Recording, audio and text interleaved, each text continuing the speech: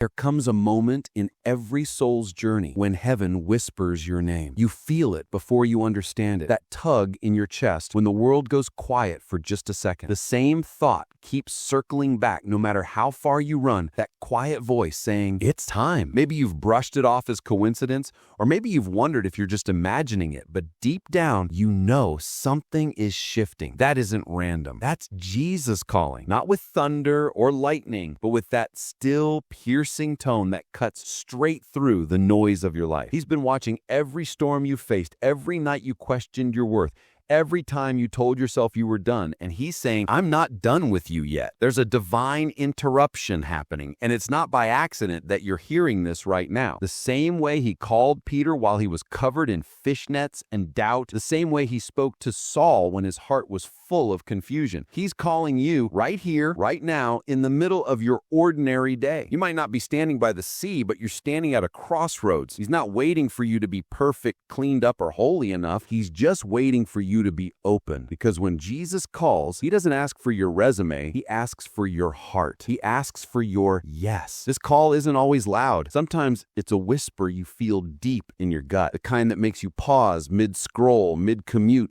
mid-chaos, and ask yourself, why does this feel like it's for me? Because it is. You've been wondering if God still moves, if miracles still happen, if second chances still exist. Let me tell you, they do. And this is the moment where heaven starts proving it to you. Jesus isn't just offering a belief system, he's inviting you into a life that flips everything you thought you knew. He's calling you to trade the noise for peace, the emptiness for purpose, and the constant hustle for holy stillness. So take a breath. Let your heart slow down. Feel that energy rising inside you. That's not anxiety, that's awakening. It's the Spirit saying, pay attention. Jesus has something to show you, and it's not just another sermon or story, it's a personal invitation. He's ready to shift the course of your life, to pull you out of the shadows you've been stuck in, to remind you who you were always meant to be. If any part of this hits your spirit, hit that like button, drop a praying hands in the comments, and let's walk this path together. Because by the time this message ends, you won't just hear about his call, you'll feel it. And once you feel it, nothing in your life will ever be the same again. Sometimes heaven doesn't knock politely. It just walks straight into your story. One moment you're doing your usual routine, scrolling your phone, stressing about work, replaying that same argument in your head. And suddenly, something deep inside you just stops. You feel that tug again, the one that never really leaves. You don't see a burning bush. You don't hear thunder from the sky. But you know, something holy just stepped into your ordinary moment. That's how Jesus moves. He's never been about waiting for the perfect setting. He shows up right in the middle of the mess. The dishes in the sink, the rent overdue, the doubts you won't even admit out loud. And he whispers, "Follow me." Simple words, but they hit different when your soul's been starving for something real. Picture it. Peter out there on the water, hands rough, mind focused on fish, probably cussing under his breath because the nets keep coming up empty. And then Jesus walks up like, "Yo, throw your net on the other side." Peter probably rolled his eyes like, "Man, I've been doing this all night." But he tried it anyway. And the catch was so wild, it almost broke the boat. That's how quickly life flips when heaven interrupts. Maybe that's you. You've been grinding, trying, hustling, doing everything the world says you gotta do, but it still feels like you're pulling up empty nets. And out of nowhere, Jesus slides into your situation and says, "Do it my way this time." That moment of hesitation, that wait, what if he's right? That's the start of the calling. You don't have to be in church for him to reach you. You could be in traffic, music low, mind wandering, and suddenly something hits you like a wave of peace that makes no sense. That's not random. That's the Holy Spirit saying, "Hey, I'm still here." We love to picture the call of God as some grand trumpet blast, a spotlight from heaven, fireworks and angel choirs. But truth is, most of the time, it's subtle. It's that weird moment when the thing you used to love doesn't satisfy anymore. It's the way certain conversations start to drain you. It's waking up one day realizing, yo, I can't keep living like this. That's Jesus interrupting your routine, not to shame you, but to reroute you. See, divine interruptions rarely come with explanations. They come as questions. Will you trust me? Will you let that go? Will you take this step even when you can't see the next? test. It's never comfortable. Ask Abraham. God said, leave everything you know. Ask Moses. God called him out of a hiding place where he thought life was over. Ask Mary. Heaven invaded her life plan with one impossible sentence. You will carry the Son of God. Every divine story starts with a disruption. So maybe all those delays, detours, and breakdowns weren't punishment. Maybe they were preparation. Maybe God had to block certain doors so you'd finally notice the one he left cracked open. You know the one, the dream that never dies, the idea that keeps returning, the hunger that doesn't fade even when life gets heavy. That's not stubbornness. That's destiny knocking. But answering Jesus's call always costs something. It costs your comfort. It costs your control. And it'll expose every illusion you built to protect yourself. That's why most people hesitate, because following him means unlearning the lie that you're safer steering your own ship. When Jesus interrupted Peter's life, he didn't offer a 5-year plan. He offered a relationship. Same with you.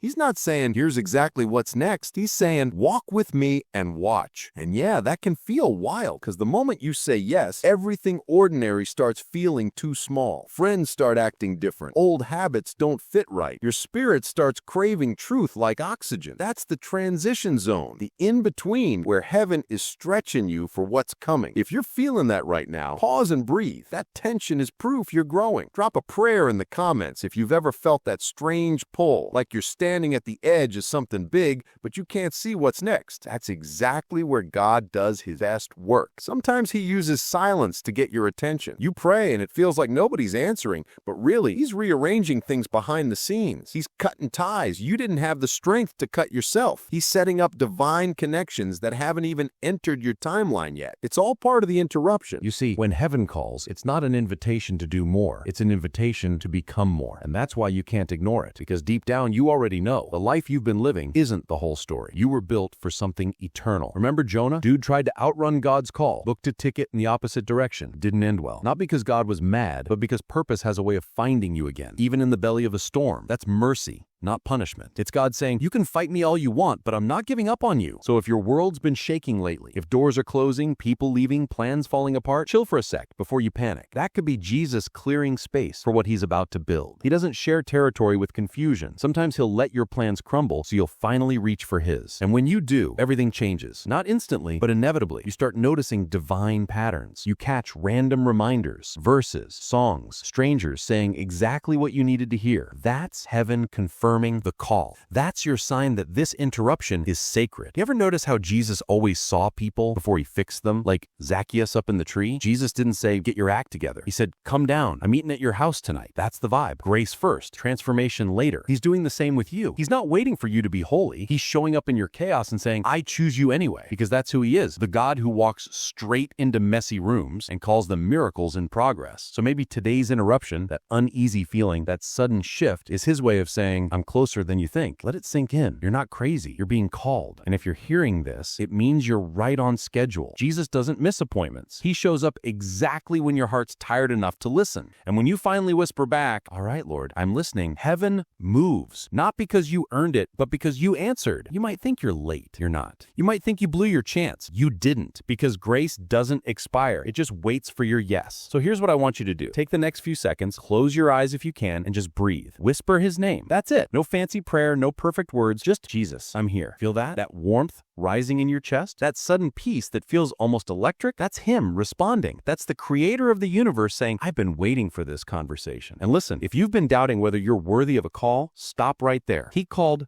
fishermen, tax collectors, doubters, and even betrayers. He's not intimidated by your past. He's invested in your future. What you call broken, he calls chosen. What you call failure, he calls foundation. When he interrupts, it's never to embarrass you. It's to awaken you. He interrupts patterns that no longer serve you. He interrupts relationships that drain you. He interrupts lies that keep you small, because he sees the version of you that heaven already finished designing. Sometimes the call starts as a heartbreak. Sometimes it's a loss that rips through everything you thought you could depend on. It hurts bad. But even in the tears, there's this strange sense of being carried. That's grace in disguise. That's God turning pain into preparation. You might not realize it yet, but the storm you're in could be the boat that carries you to destiny. Ask the disciples. The same sea that terrified them became the place they saw Jesus walk on water. The storm wasn't a punishment, it was a classroom. Maybe that's what's happening to you right now. He's teaching you that he's not just the God of calm days, he's the God who commands waves. So next time life crashes on you, instead of saying, "God, where are you?" try whispering, "God, what are you showing me?" That's how you turn chaos into calling. If this message is hitting your heart right now, go ahead and tap that like button, not for the algorithm, but as a declaration. I'm done running. Comment, "I'm listening," so heaven sees your agreement. Sometimes a small public yes unlocks private miracles. You were never meant to live numb. You were built to live awakened. And awakening starts with interruption. You know how a seed has to break before it grows? That's what this moment is. The breaking always feels like loss, but it's actually birth. That uncomfortable stretching in your soul, that's destiny unfolding. Don't fight it. Lean into it. Because here's the truth. Jesus didn't come to fit into your plan. He came to rewrite it. He's not asking to be a Sunday accessory. He's inviting you into a 24/7 transformation. And it starts with this simple, holy interruption, the one you're feeling right now. Maybe you've been praying for a sign. This is it. The fact that your heart's racing a little bit, that you can't scroll away, that's confirmation enough. He's saying, "I see you. I've always seen you." And he's not asking for perfection, just permission. So let's make this real. Whisper again, "Jesus, interrupt my plans if they're not yours." Dangerous prayer, yeah, but life-changing. Because once you give him that access, buckle up, he'll start aligning things you didn't even know were connected. He'll send people, opportunities, and moments that echo back to this very night. And when they come, you'll remember, that was the moment I said yes. He's calling you to step out of survival mode and into purpose mode, to stop begging for peace and start walking in it, to stop replaying who hurt you and start remembering who healed you. This is your interruption. This is your invitation. And trust me, once you answer, nothing about your life will ever be ordinary again. Take one more breath and let this settle. You're not waiting on God. God's been waiting on you. And he just smiled because you finally picked up the call. When Jesus calls you, he doesn't just hand you comfort, he hands you a cross. That's the truth nobody likes to talk about, because when heaven speaks your name, the first thing that shakes isn't the world around you, it's the world inside you. Every plan you made, every wall you built, every version of yourself that felt safe starts trembling under the weight of his voice. His call isn't about making life easier, it's about making your soul alive. There's something wild about how Jesus asks for everything without apology. He doesn't bargain, he doesn't negotiate, he just says, "Follow me." And those two words flip the entire table of your existence, because to follow him means you have to let go of everything that was never meant to lead you. You can't carry both your will and his. You can't chase the world and expect to walk in heaven's rhythm, and deep down, you already know that. That's why every time you try to live halfway,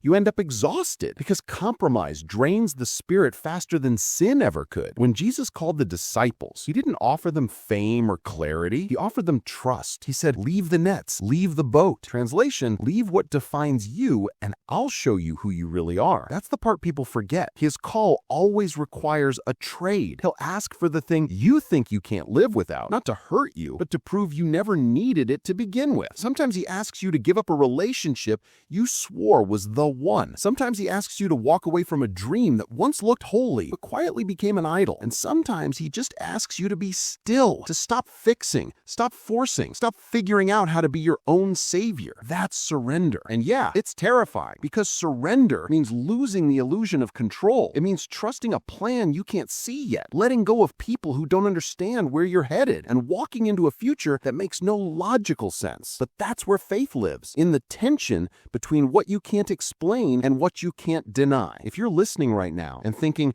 "I want to follow, but I'm scared," that's okay. Fear is the first proof that faith is waking up. Even Peter was terrified when he stepped out of that boat. He didn't walk on water because he was brave. He walked because he believed more in Jesus than his own ability to stay afloat. That's what the call requires. Not perfection, but permission. Permission for God to take you deeper than comfort allows. There will be nights when you cry because obedience feels lonely. There will be days when your flesh screams for the old life back. You'll question if it's worth it, but that's where transformation happens, in the wrestle. Jacob wrestled until sunrise and limped away blessed. Sometimes God marks you in the fight so you'll never forget where the blessing came from. You might lose people on this road. You might lose status, security, certainty, but you'll gain something far greater. Peace that doesn't shake, joy that doesn't depend on outcomes, and purpose purpose that outlives pain. You'll start to see how every no was actually God's protection. You'll realize he wasn't taking things from you. He was making room for himself in you. Remember when Jesus told the rich young ruler, "Sell everything and follow me"? That dude walked away sad, not because Jesus was harsh, but because he loved his comfort more than his calling. That's a hard truth. Sometimes the thing blocking our destiny is the thing we refuse to surrender. Maybe your riches aren't money. Maybe it's control. Maybe it's image. Maybe it's the need to be liked. Whatever it is, Jesus will put his finger on it, not to shame you, but to set you free. Because real freedom doesn't come from doing whatever you want. It comes from wanting what's holy. And holiness isn't boring. It's power. It's clarity. It's waking up every morning knowing that your steps are ordered by a king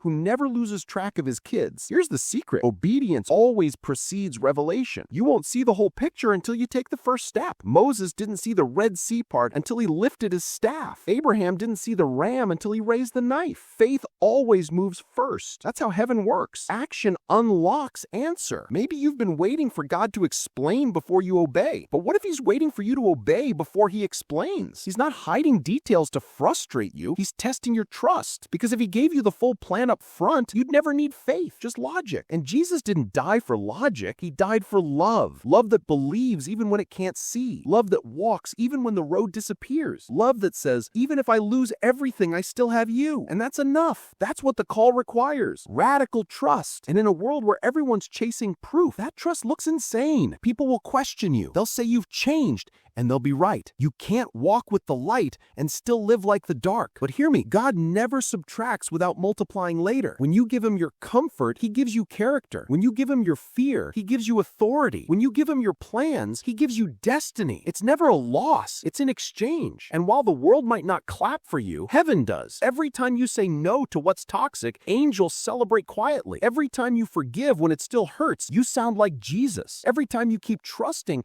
when everything falls apart, the kingdom expands through you. You're not just being called to believe in Christ. You're being shaped to be like Christ. And that takes fire. Fire that refines, not destroys. Fire that burns off pride, fear, and the need for control. It's uncomfortable, but it's sacred. If you've been feeling like life's heating up lately, pressure, confusion, change, don't assume it's punishment. It might be purification. Because before God uses someone publicly, he refines them privately. He strips away what can't carry glory. And when you finally come out of that season, people will wonder how you shine so different. They won't know that you cried your way through obedience. They won't see the nights you almost quit. But heaven will remember every tear, and none of it was wasted. Let's be real for a sec. Saying yes to Jesus won't always feel supernatural. Some days it's just choosing not to quit. Some days it's choosing prayer over panic, worship over worry. That's obedience too. That's faith in motion. You might not get applause for it, but heaven records it. Every small yes, every unseen act of trust, every moment you chose peace when chaos was cheaper. It all builds a story that God calls holy. So don't despise small steps. Don't wait for lightning bolts. Sometimes the holiest thing you can do is keep showing up, because consistency is the language of commitment, and commitment is what his call requires. He's not looking for perfect people. He's looking for people who won't run when it gets hard, because the cross was hard. The resurrection came after the pain. If you want resurrection power, you have to be willing to walk through crucifixion moments. That's not punishment, that's process. Here's what's wild. The same God who asks for everything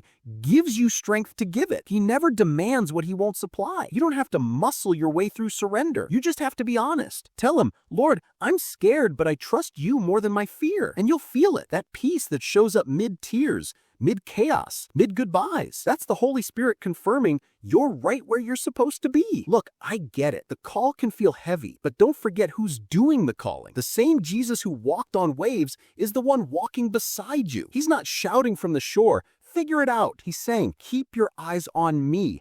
I've got you." And when you fall, because you will, he doesn't roll his eyes. He reaches out, just like he did for Peter. He says, "Why did you doubt?" Not to shame you, but to remind you of what's possible when your faith outruns your fear. So if you're in that space where the call feels too heavy, where obedience feels unfair, take a breath. You're not alone. Every chosen one wrestles before they rise. Even Jesus did in the garden, sweating blood, whispering, Father, if there's any other way. That's not weakness. That's surrender at its rawest form. And that's where power begins. This journey isn't about perfection. It's about presence, about learning to recognize Him in every step, every silence, every setback. Because once you learn that, you'll stop panicking when life doesn't go as planned. You'll start saying, if He led me here, He'll lead me through. And He will. Always. That's His promise. So tonight, as you sit with this message, maybe whisper one more prayer. Jesus, teach me how to trust you when it doesn't make sense. That prayer alone can change everything because it gives heaven permission to move. If this is hitting you right now, hit that like button and comment, I'm still saying yes, not for the show, for your soul. Let the world know you're not backing out of the process because God's not backing out on you. Every step you take in obedience writes a new line in your destiny. And though it hurts sometimes, remember, diamonds don't form without pressure. You're being shaped for something eternal. You're being trained to carry light that doesn't flicker in darkness. So don't quit. Don't compromise. Don't go back to small when heaven's calling you high. It's building you. Jesus isn't trying to make you religious. He's making you ready. And when the refining is done, when the surrender becomes second nature, you'll look back and realize every yes you gave Him became the foundation of your freedom. That's what His call requires. Not a perfect record, but a faithful heart. Keep saying yes, even trembling, because obedience today sets up miracles tomorrow. When Jesus calls and you finally whisper, "Yes, Lord," everything changes, but not always in the way you expect. You think light will flood the room and every burden will vanish. Sometimes it does, but often it starts quieter, subtler, a slow rewiring of how you see yourself and the world. The old patterns start feeling heavy. The old conversations don't taste the same. The noise you used to chase suddenly feels too loud. You begin craving peace like air. That's the evidence of His Spirit at work. The slow rebirth that happens not in a single moment, but in 100 small decisions to keep following the voice that called you. At first, it feels strange. Your friends might not get it. You might even wonder if you made a mistake, because walking with Jesus often means walking away from what wants to find you. The places you used to escape to now feel empty. The habits you once justified start to sting. That's not guilt. That's grace doing surgery. He's cutting away what can't come with you into the new season. You start realizing that He didn't just save you from something. He saved you for something. And here's the crazy part. The more you surrender, the freer you feel. People think surrender sounds like losing, but in the kingdom, it's the opposite. Every time you let go, you rise higher. Every "not my will" becomes another open door for His Spirit to breathe life into your story. You start noticing little signs, answered prayers you forgot you prayed, peace in moments that used to break you, strength showing up where weakness lived for years. It's like the divine is rewriting your script while you're still living it. Then comes the tension. You'll hit days when it feels like nothing's happening. Heaven feels silent. You start to wonder if you imagined it all. Don't panic. Every chosen one walks through that valley. That's where faith becomes real. Remember, even the disciples had nights where the sea roared louder than Jesus' words. But faith isn't the absence of doubt. It's the decision to trust in the middle of it. When you keep walking, even when you don't see the next step, that's when heaven starts moving mountains for you. You'll notice how Jesus doesn't just fix your external circumstances, He transforms your internal posture. You go from reacting to responding, from fear to faith, from hustling for validation to resting in purpose. You start speaking differently. You start loving differently. People feel it in your energy, even if they can't explain it. That's what being set apart looks like. It's not about perfection. It's about presence. His presence in you becomes the difference, and you begin to realize He's been shaping you for influence, not applause. The new life He calls you into isn't about showing off spiritual credentials. It's about walking in quiet power, the kind that turns ordinary rooms into sacred ground. That coworker who's been struggling, suddenly your words bring them find peace. That stranger who crosses your path, somehow your smile feels like hope. You start becoming the miracle you used to pray for. But don't think the enemy won't notice. The moment you start walking in purpose, resistance shows up. Old temptations, sudden discouragement, spiritual fatigue. It's real. That's why you can't do this on hype. You've got to do it on conviction. Jesus never promised an easy road, but he promised presence. I will never leave you. That's the anchor. When the storm hits, remind yourself you're not being punished. You're being purified. Fire isn't meant to destroy you. It's meant to reveal what's indestructible inside you. There will be moments where your prayers feel unanswered, but that's often where the deepest growth hides. You'll learn that God's no is often a louder yes to something better. You'll stop begging him to change your situation and start asking him to change you through it. And that's where real transformation happens. You go from seeking miracles to becoming one. The peace that used to feel unreachable now lives in you. The love that once seemed impossible now flows naturally. You become a walking testament that grace is not a concept, it's an experience. And you'll also learn that obedience isn't about rules, it's about rhythm. When you follow his rhythm, life flows. You'll start hearing him in places you never expected. A random song lyric, a late-night thought, a stranger's kind word. The more you listen, the clearer his frequency becomes. And when you walk in that frequency, even silence speaks. You'll notice divine timing more than ever. The way certain doors close just before others open. The way a delay protects you from what could have hurt you. Suddenly, you see that nothing was random. Every detour was destiny dressed in disguise. This new life doesn't erase your humanity. It redeems it. You'll still have moments of frustration, loneliness, even doubt, but now you'll handle them with new eyes. You'll recognize pain as a teacher, not a punishment. You'll start thanking God in the storm, not just after it. That's maturity. When your praise outlasts your comfort, and that's when heaven starts trusting you with greater assignments. People will start noticing a light in you that doesn't fade. Some will be drawn to it, others might resist it. Don't shrink to make others comfortable. You weren't called to blend in. You were called to stand out. The world doesn't need another copy. It needs your authentic, spirit-filled self. The more you walk in your divine lane, the more your purpose will magnetize what's meant for you. Relationships will shift. Opportunities will align. Peace will become your default setting. And through it all, you'll find yourself falling deeper in love with the one who called you. Not because he gives you blessings, but because he is the blessing. You'll start waking up with gratitude instead of fear, because now you know, no matter what the day brings, you're not alone. The same Jesus who called you is still walking beside you, still whispering, still guiding, and that awareness becomes your daily miracle. Now picture this. You're walking through life and every step feels lighter because you're not dragging yesterday's weight anymore. You've learned the sacred art of release. You forgive quicker. You love deeper. You laugh easier. That's the life that follows his call. It's not about perfection. It's about presence. You've learned to live aware of him, even in the ordinary. Washing dishes becomes worship. A commute becomes communion. Every breath becomes a quiet prayer. And as you live in that flow, your story starts impacting others. People start saying, something's different about you. That's when you realize your transformation isn't just for you. It's a signal to everyone still searching. You become living proof that grace still works, that faith still heals, that Jesus still calls modern souls in modern times. So keep walking, keep trusting, keep saying yes, even when it's uncomfortable. Every act of faith is building something eternal in you. You're becoming who you were always meant to be, a reflection of divine love in human skin. And when the days feel heavy, remember, you're not who you used to be. You've been reborn by something unshakable. If this is speaking to your spirit right now, take a moment, breathe it in, let gratitude rise. Drop a fire or amen in the comments if you feel this shift. This isn't just a message, it's confirmation.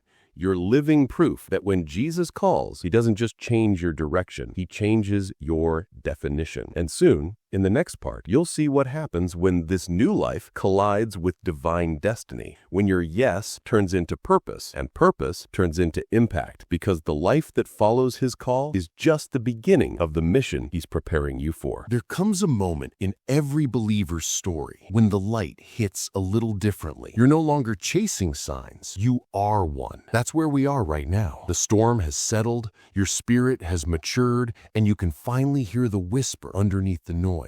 Now go. Not just follow me, but go where I send you. This is where calling turns into commission. It's not about waiting for angels to descend or the sky to split open.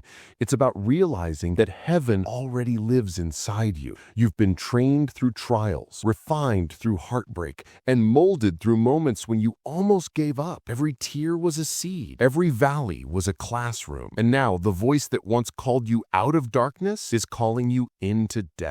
You start feeling a holy restlessness, like your soul is too big for the room it's in. You know God's about to move, but he's not just asking you to believe anymore. He's asking you to become the hands that heal, the mouth that speaks truth, the presence that carries peace into chaos. Jesus isn't looking for perfection. He's looking for availability. He doesn't need a resume. He needs a vessel. So the Spirit starts stirring visions inside you.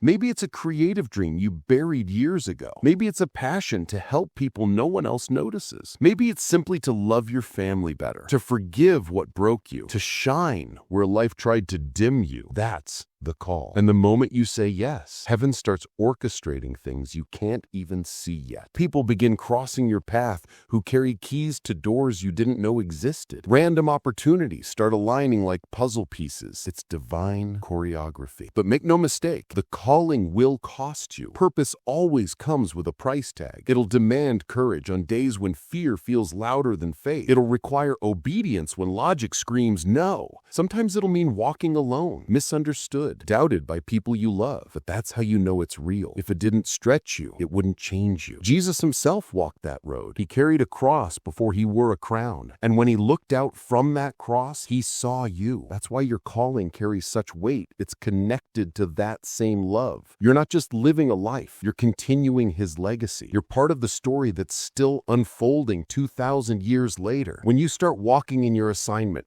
the atmosphere around you shifts. You stop needing validation because you're fueled by vision. You stop competing because you finally understand your lane. You move with quiet confidence, not arrogance, just clarity. People will wonder what changed, and you'll smile knowing it wasn't me, it was him through me. There'll be moments when the world tests that light. Negativity, temptation, old habits trying to drag you back, but you'll feel that still, steady voice again. Remember who you are. That's the armor right there. Identity. You're not the mistakes you made, you're the grace you accepted. You're not defined by the battles you lost, but by the courage that kept fighting. You carry the mark of someone heaven trusts. When you wake up now, mornings feel sacred. You open your eyes and whisper, "All right, Lord, use me today." Maybe you won't preach to crowds. Maybe your mission is that one coworker, that one child, that one friend who's hanging by a thread. Don't underestimate small obedience. Every act of love carries eternal weight. That's how the kingdom expands, one heart at a time. Then there are days when God will stretch your faith even more. He'll whisper, "Step out." And you'll think, "Step out where? There's nothing there." But faith walks before the bridge appears. That's how Peter walked on water. That's how Abraham left his homeland. That's how you're going to move into what's next, by trusting the invisible. When you do, you'll discover miracles waiting on the other side of fear. At this point in your journey,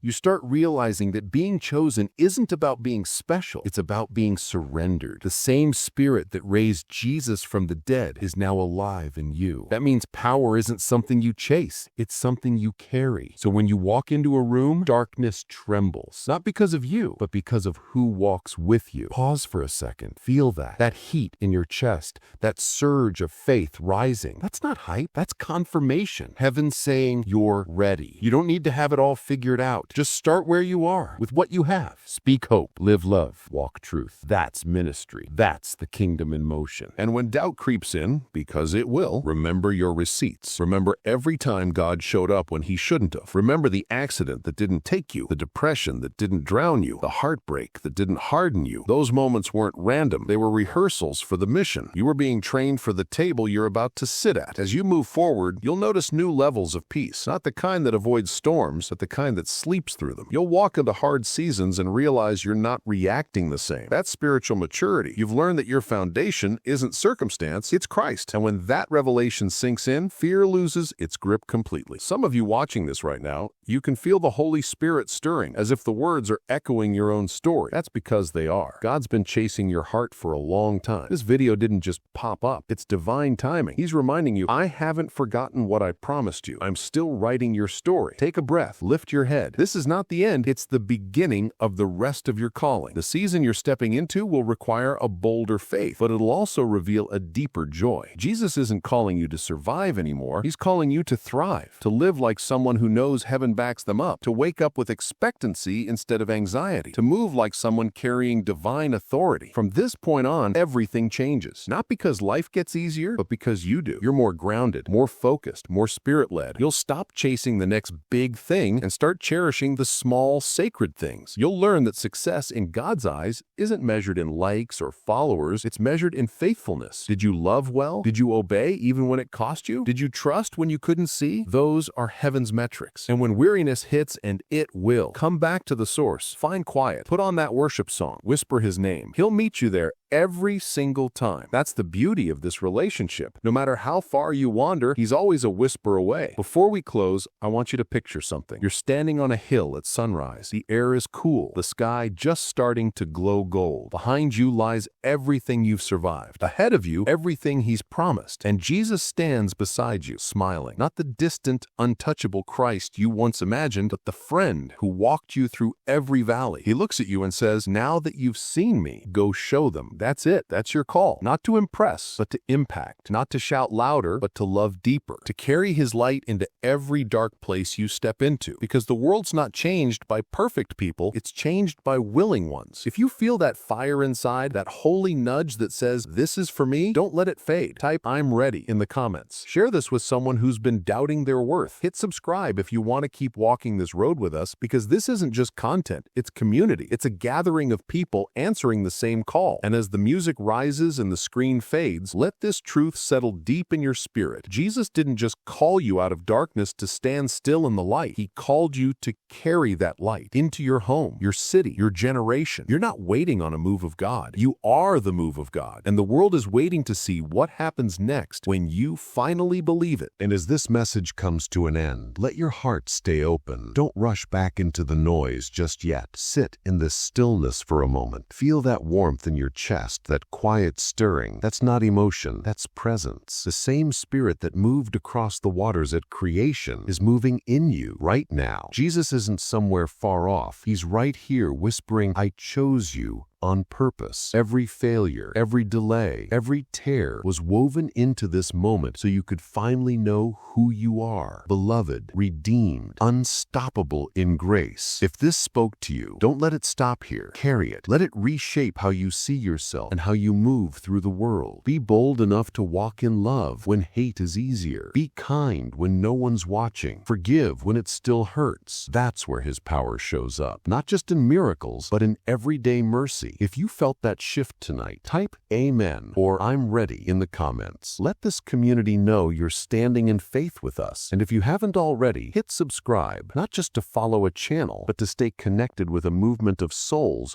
rising into their divine call, because you're not walking alone anymore. You've got family here, and heaven's backing you up. As you step back into your life, remember, this isn't the end of the story. It's the spark of something brand new. When you wake up tomorrow, breathe deep and whisper, Lord, use me today. Watch how he shows up in your conversations, your dreams, your struggles, everywhere. Because when Jesus calls, he doesn't just visit, he dwells. So go now, shine, love, forgive, rise. You're the living proof that grace still wins. And until we meet again, stay grounded, stay faithful, and never forget, heaven is closer than you think.